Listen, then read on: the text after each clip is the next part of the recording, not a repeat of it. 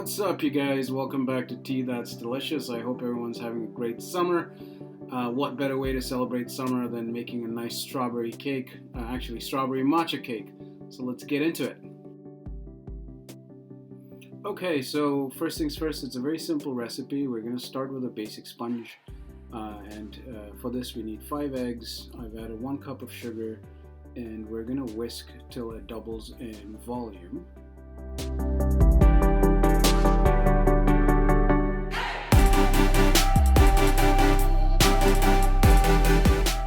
Okay, it's been about 10 minutes since I've been whisking. Now I want to do a quick check if I can make a figure 8 and let the batter hold. There it is. So I do feel the batter is okay. Now I'm going to quickly zest some lemon and add a tablespoon of lemon juice as well into the same batter. Okay, and then we're going to mix it up again just one more time, just a quick mix. Okay, at this point we're going to add our flour. Now I've taken half a cup of flour and half a cup of matcha powder. I've sifted together so there are no lumps, and I'm adding it into the batter. Now traditionally you're supposed to use a spatula to fold it in, but who's watching, right? So this is the final stage of the batter mixing, so I'm just going to quickly take a spatula and just make sure there are no lumps. I'm going to take a little bit of that batter into a bowl where I already have a tablespoon of unsalted butter. I'm going to give it a quick mix, and to that I'm also going to add some vanilla extract, just a couple of dashes. And I'm doing this because I don't want to lose the volume in my batters. I'm kind of taking a little bit out, and I'm slowly going to incorporate that into my actual batter, like you can see over here.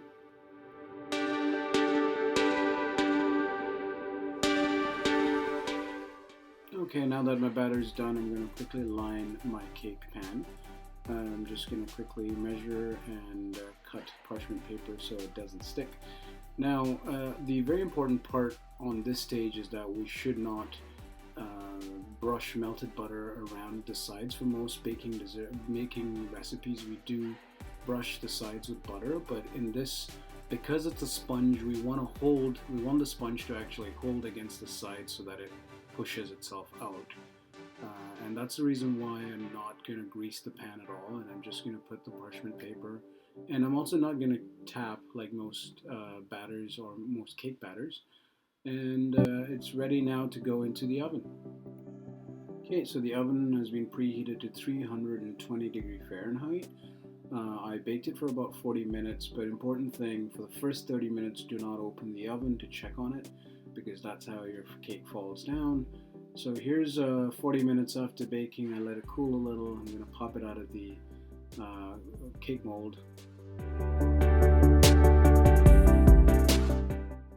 And now it's time to make our strawberry filling. I have about a cup of fresh Ontario strawberries. I'm just going to quickly slice it, put it onto a bowl, and actually add 2 tablespoons of icing sugar.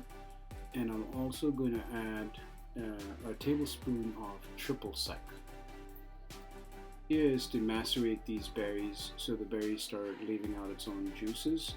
Now I'm trying to cut down the sugar in the cake, and therefore I'm not making a simple syrup. I'm going to rely on the juice coming out from the strawberries. Now to the whipped cream. I didn't want to take a video on how to make the whipped cream because everybody knows how to do that. However, after I made the whipped cream, I took a little bit out, added half a cup of cream cheese with a tablespoon of lemon juice, whipped it, and added it back onto the whipped cream. Our cake is now at room temperature. I'm going to take off the crumbs with a serrated knife and cut the cake in half so that I can stuff it with the filling. Now we're going to go back to our strawberry, the macerated strawberry. Now, as you can see, it has released some nice juices. I'm going to use that instead of simple syrup to just dampen and moisten the cake.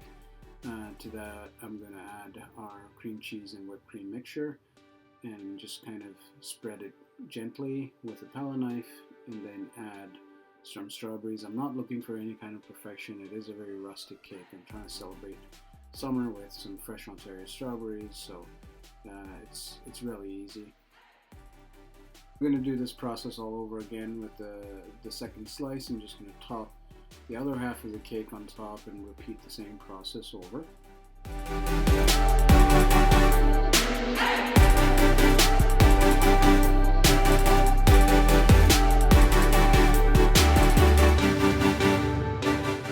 I'm going to add the rest of the strawberry on top of the cake. That's the finishing touch. We are going to use some icing sugar to just drizzle on top, and there you have it, guys. That's our summer strawberry matcha cake. Hope you liked this video. Please like and subscribe.